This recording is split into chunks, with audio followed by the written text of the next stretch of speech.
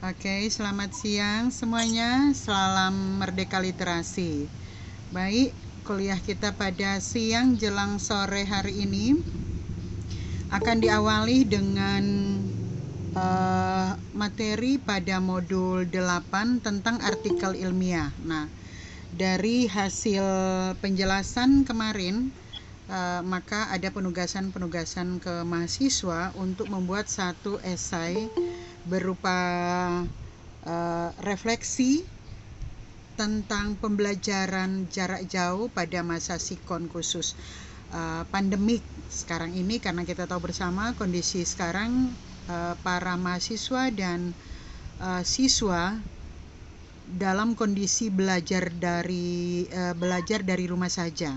Nah, kali ini mahasiswa juga akan mempresentasikan apa sebenarnya yang mereka rasakan sepanjang beberapa bulan belakangan ini, yang nyaris hampir setahun ya. Jadi mereka akan merefleksikannya dalam bentuk ungkapan perasaan mereka sebagai wujud rasa rasa bersyukur mereka atau apapun itu, yang kemudian karena berkaitan dengan materi pada mata kuliah Bahasa Indonesia, berkaitan dengan materi pada modul 8 tentang artikel ilmiah, maka kali ini mahasiswa akan menyampaikan isi hati mereka dalam bentuk refleksi. Sekali lagi, dalam bentuk refleksi ya. Oke, silakan buat Natasha dari kelas 1 B4 Manajemen. Disilakan, Nak. Ya, Ma'am. Terima kasih, Ma'am, atas kesempatannya. Kali ini saya akan mempresentasikan modul 8 yang bertemakan refleksi pembelajaran jarak jauh pada masa sikon khusus pandemi.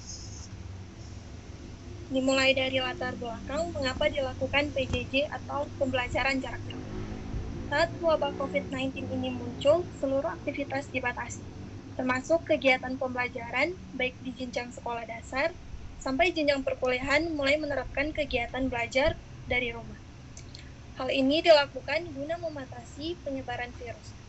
Kebijakan belajar dari rumah mulai diterapkan pada tanggal 9 Maret 2020 setelah Menteri Pendidikan dan Kebudayaan mengeluarkan Surat Edaran Nomor 2 Tahun 2020 dan Nomor 3 Tahun 2020 tentang pembelajaran secara daring dan bekerja dari rumah dalam rangka pencegahan penyebaran coronavirus disease COVID-19.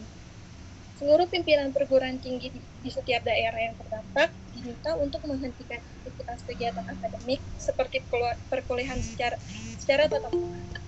Sebagai tindak lanjutan dari surat edaran tersebut, seluruh perguruan tinggi juga diminta untuk mengeluarkan kebijakan tentang proses pembelajaran secara daring bagi mahasiswa. Oleh karenanya, semua perguruan tinggi di Indonesia melakukan penyesuaian terhadap kebijakan ini dalam merubah seluruh kegiatan belajar mengajar dilakukan secara daring. Berikutnya, suka-duka mengikuti PJJ. Karena proses pembelajaran jarak jauh, kita juga fleksibel apabila kita diberikan tugas oleh dosen. Biasanya, jika ada tugas yang langsung diberikan dosen, kita hanya dapat menjawab sesuai dengan materi yang sudah dosen ajarkan. Sementara, karena proses pembelajaran jauh ini, kita jadi bisa lebih fleksibel untuk mencari berbagai referensi dalam menyelesaikan tugas. Selain materi dari dosen, kita juga bisa langsung mencari referensi lainnya lewat internet, sehingga kita dapat menjawab tugas kita dengan optimal dan juga memperoleh banyak sumber untuk materi yang diajarkan. Dukanya adalah salah satu hal yang tidak menyenangkan dari pembelajaran jarak jauh adalah terkadang kita sulit untuk karena hanya di rumah. Biasanya kita menghabiskan waktu untuk belajar di kamar yang suasananya kurang mendukung untuk belajar. Selain itu, terkadang karena anggota keluarga juga mempunyai kesibukan lain, kadang kita jadi tidak fokus mendengar suara lain atau melihat kegiatan lain. Yang ketiga, manfaat PJJ. Mendorong pemanfaatan kemajuan teknologi dalam dunia pendidikan sehingga harus menggunakan media komunikasi dan informasi. Media yang begitu digunakan yaitu gawai, laptop, komputer, dan sejenisnya. Dengan begitu, peserta didik diharapkan mampu memahami bagaimana penggunaan media-media tersebut dalam pembelajaran. Yang keempat, sisi positif PJJ. Materi dapat diakses oleh pelajar dimanapun dan kapanpun. Dengan pembelajaran jarak jauh, para pelajar dapat membuat materi dan mempelajarinya. Hal ini didukung oleh teknologi. Pembelajaran jarak jauh yang tidak memakan waktu banyak dapat membuat pelajar bisa mengembangkan diri pada hal lain, seperti membaca, menulis, atau menggambar. Dengan begitu, para pelajar tidak hanya sekedar belajar saja atau mencari ilmu saja, tapi bisa mengembangkan bakat dan potensi yang dimiliki. Yang kelima, sisi negatif dari PJJ.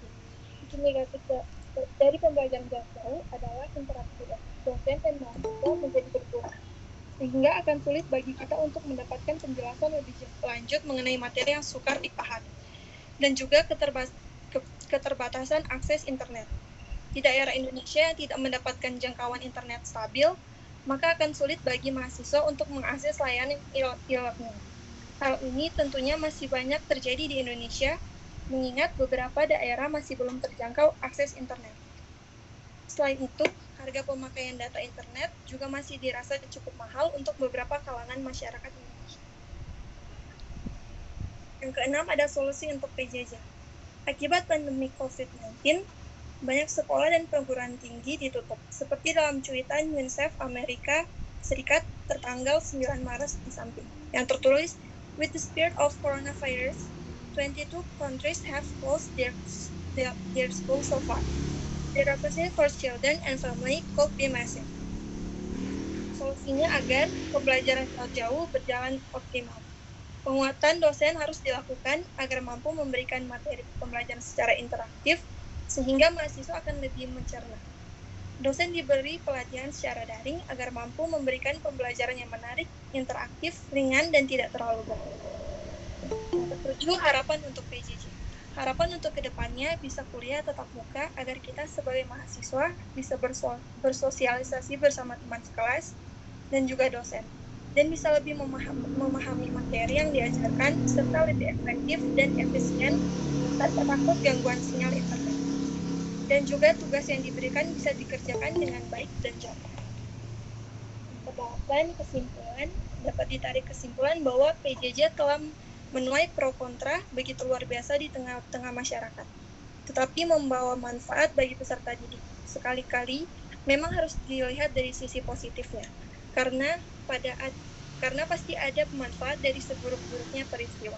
Semoga pemerintah segera memberi mekanisme yang tepat untuk pelaksanaan PJJ yang lebih optimal, agar kita bisa merasakan lebih banyak manfaat. Sekian presentasi dari saya, terima kasih. Ya, baik. Terima kasih, Natasha.